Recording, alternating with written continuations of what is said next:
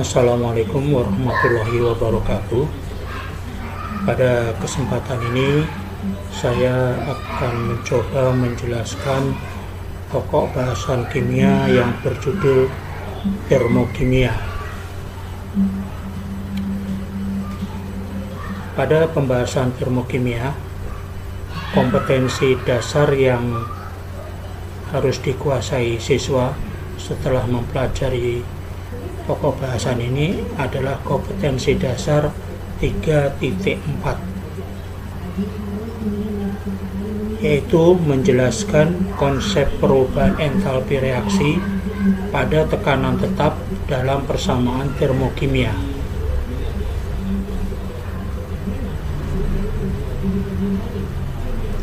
Sudah menjadi kebiasaan jika kita mempelajari sesuatu pasti diawali dengan pemahaman judul atau pemahaman tema terlebih dahulu. Karena kali ini kita mempelajari pokok bahasan dengan judul termokimia, maka apa itu pengertian termokimia? Seperti kita ketahui, istilah termokimia disusun oleh dua suku kata, yaitu termo dan kimia. Maka untuk memahami pengertian termokimia, kita harus memahami pengertian dari masing-masing kata yang menyusun istilah termokimia tersebut. Dalam kehidupan sehari-hari, mungkin kita sering mendengar istilah termo. Ya, istilah termo seperti termometer, yaitu alat untuk mengukur panas atau suhu. Kemudian mungkin kita sering mendengar istilah termorek, obat penurun panas untuk anak-anak yang menderita sakit demam. Mungkin kita sering mendengar istilah termoplas, yaitu bahan plastik yang tahan panas.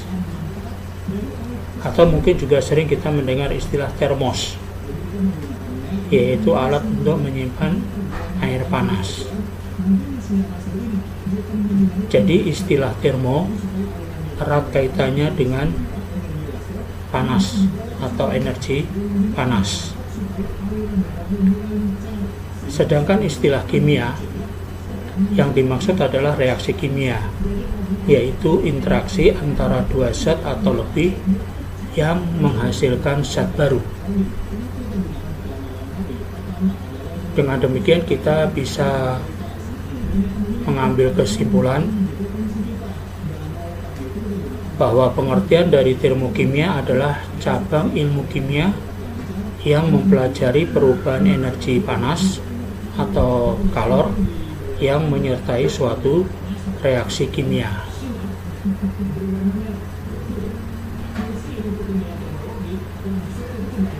Dalam pembahasan termokimia ada dua istilah yang perlu dipahami menyangkut perpindahan energi panas atau energi kalor, yaitu istilah sistem dan istilah lingkungan.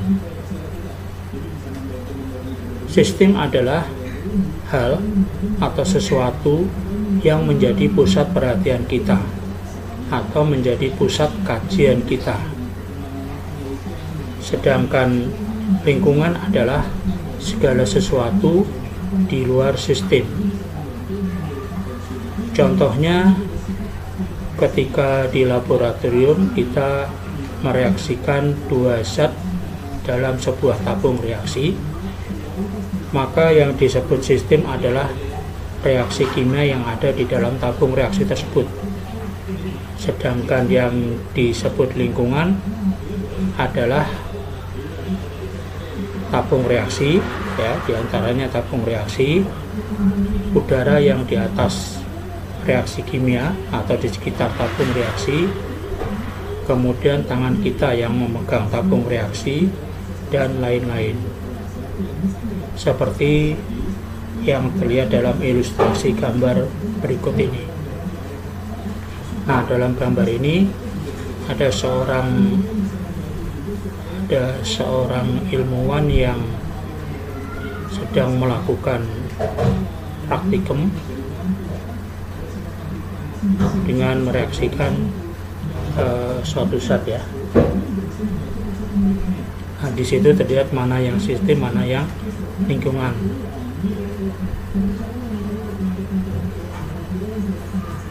Ada dua kemungkinan perpindahan kalor yang terjadi dalam suatu reaksi kimia, yaitu kemungkinan yang pertama, kalor berpindah dari sistem ke lingkungan.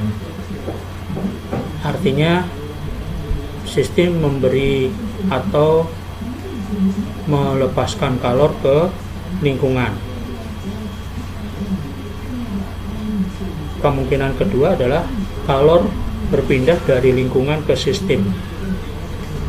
Artinya sistem menerima atau menyerap kalor dari lingkungan, seperti yang digambarkan dalam skema anak panah tersebut ya.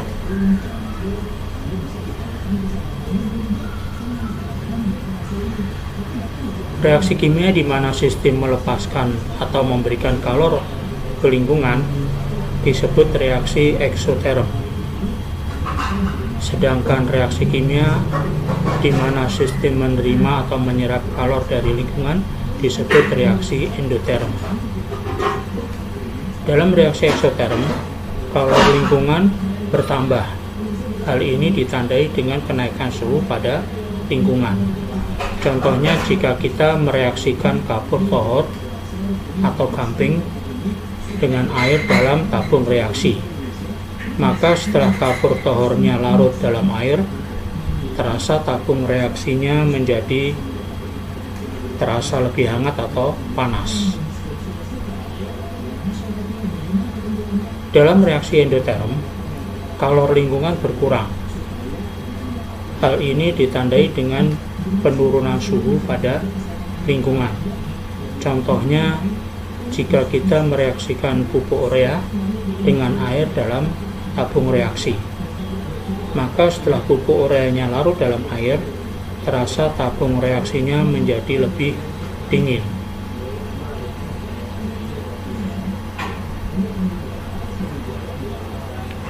Energi panas yang berpindah dari satu zat ke zat lain disebut kalor. Kalor dapat berpindah karena adanya perbedaan suhu, dan kalor berpindah dari zat yang bersuhu tinggi ke zat yang bersuhu lebih rendah.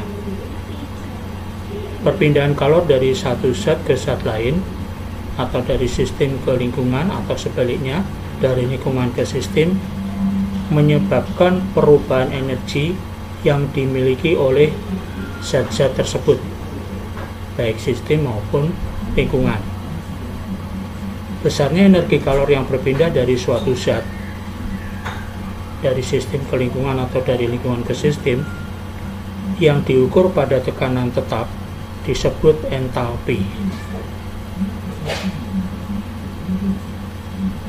Perubahan entalpi adalah perubahan kalor yang menyertai suatu reaksi kimia pada kondisi tekanan tetap, baik yang dilepas maupun yang diserap oleh sistem. Perubahan entalpi untuk reaksi eksoterm diberi nilai negatif. Delta H sama dengan min X kilojoule per mol. Hal ini disebabkan kalor sistem berkurang atau negatif karena sebagian diberikan kepada lingkungan. Sedangkan perubahan entalpi untuk reaksi endoterm diberi nilai positif atau delta H sama dengan plus Y kilojoule per mol. Hal ini disebabkan kalor sistem bertambah atau plus karena sistem menyerap kalor dari lingkungan.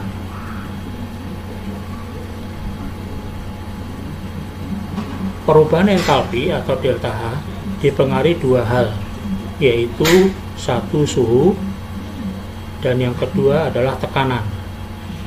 Ketika kita melakukan reaksi kimia pada suhu 25 derajat Celcius dan tekanan 1 atmosfer.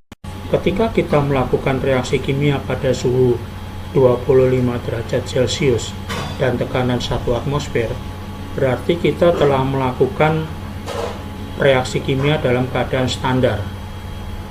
Maka perubahan entalpi yang kita dapatkan juga disebut perubahan entalpi standar. Notasinya delta H subscript 0 di atasnya ya, delta H0. Keadaan standar adalah keadaan di mana suhunya sebesar 25 derajat Celcius dan tekanannya sebesar 1 atmosfer. Jadi perubahan entalpi standar atau delta H0 adalah perubahan entalpi suatu reaksi kimia pada kondisi suhunya 25 derajat Celcius dan tekanannya 1 atmosfer. Macam-macam perubahan entalpi standar. Macam-macam perubahan entalpi standar ada banyak, tergantung pada jenis reaksi kimia yang terjadi. Namun demikian, yang wajib kalian ketahui ada 3 macam, yaitu yang pertama perubahan entalpi pembentukan standar atau delta H0F. F-nya dari kata formulation ya, atau pembentukan. Kemudian yang kedua adalah perubahan entalpi penguraian standar atau notasinya delta H0D. Huruf D ini dari singkatan dari decomposition atau penguraian. Dan perubahan entalpi standar yang ketiga adalah perubahan entalpi pembakaran standar yang notasinya delta H0C. Huruf C ini adalah panjangan dari combustion ya, pembakaran. Perubahan entalpi pembentukan standar adalah perubahan entalpi pada pembentukan 1 mol zat langsung dari unsur-unsurnya yang diukur dalam keadaan standar. Contohnya reaksi pembentukan uap air atau H2O dari unsur-unsurnya yaitu gas H2 dan gas O2. Pada reaksi pembentukan 1 mol air ini, maka koefisien reaksi dari air H2O itu harus 1 karena dia harus 1 mol ya. Nah, ternyata pada pembentukan 1 mol air itu diperlukan energi sebesar 484 kJ. Jadi notasi delta H0F nya sama dengan positif 484 kJ per mol.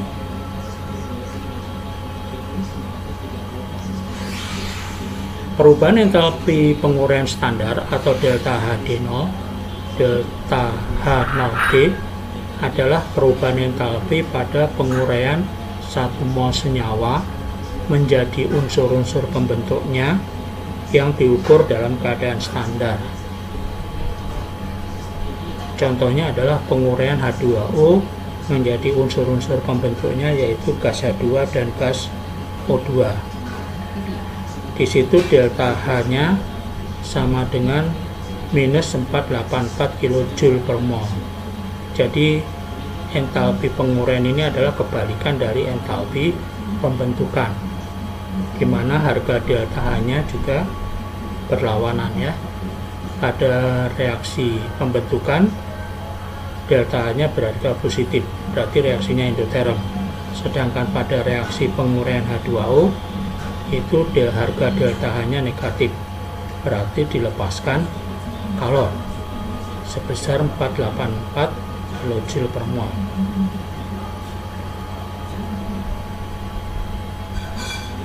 Yang ketiga, perubahan entalpi pembakaran standar atau delta H0C. adalah perubahan entalpi pada pembakaran 1 mol zat yang diukur dalam keadaan standar. Contohnya reaksi pembakaran gas metana atau gas metan ya. CH4 direaksikan dengan O2 menghasilkan gas karbon dioksida dan uap air. Di situ ada perubahan entalpi sebesar negatif 802 kJ. Jadi pada reaksi pembakaran gas metan itu dilepaskan kalor sebesar 802 kJ per mol. Berarti reaksinya eksoterm.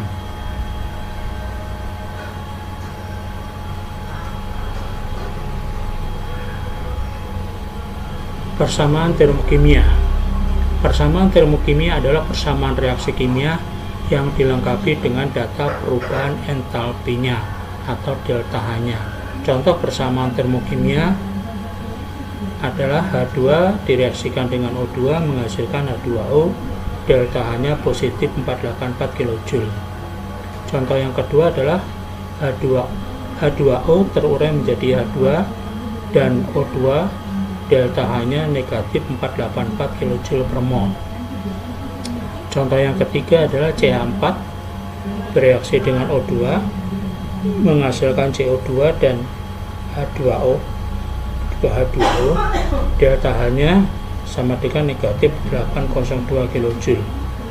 Persamaan termokimia yang pertama adalah persamaan termokimia untuk reaksi eksoterm, sedangkan persamaan termokimia yang kedua dan yang ketiga adalah persamaan termokimia untuk reaksi eksoterm. Oke, setelah diuraikan penjelasan dari konsep termokimia di atas, sekarang kita coba untuk latihan soal ya. Soal yang pertama, pembentukan 1 mol CO2 pada keadaan standar melepaskan energi sebesar 393,5 kJ per mol. Tuliskan persamaan termokimianya. Kemudian soal yang kedua, tuliskan persamaan termokimia dari penguraian amonia atau NH3 pada keadaan standar yang membutuhkan energi sebesar 46 kJ per mol. Kemudian soal yang ketiga, tuliskan persamaan termokimia dari reaksi pembakaran asetilena C2H2 pada kondisi standar yang melepaskan kalor sebesar 1300 kJ per mol. Iya, silahkan 3 soal itu kalian kerjakan di buku-buku coret kalian, buku tulis kalian. Kemudian hasilnya silahkan difoto kemudian dikirimkan ke email Pak Erwan ya. Pak Erwan tunggu hasil pekerjaan kalian. Pak Erwan tunggu sampai hari Sabtu ini ya. Iya, silahkan dicoba soal-soalnya. Nah, mungkin itu dulu pembahasan yang bisa saya uraikan dalam video pembelajaran ini. Kita lanjutkan pada video berikutnya dengan membahas menghitung perubahan entalpi menggunakan hukum Hess. Oke, saya akhiri sampai sekian. Billahi taufiq wal hidayah. Wassalamualaikum warahmatullahi wabarakatuh.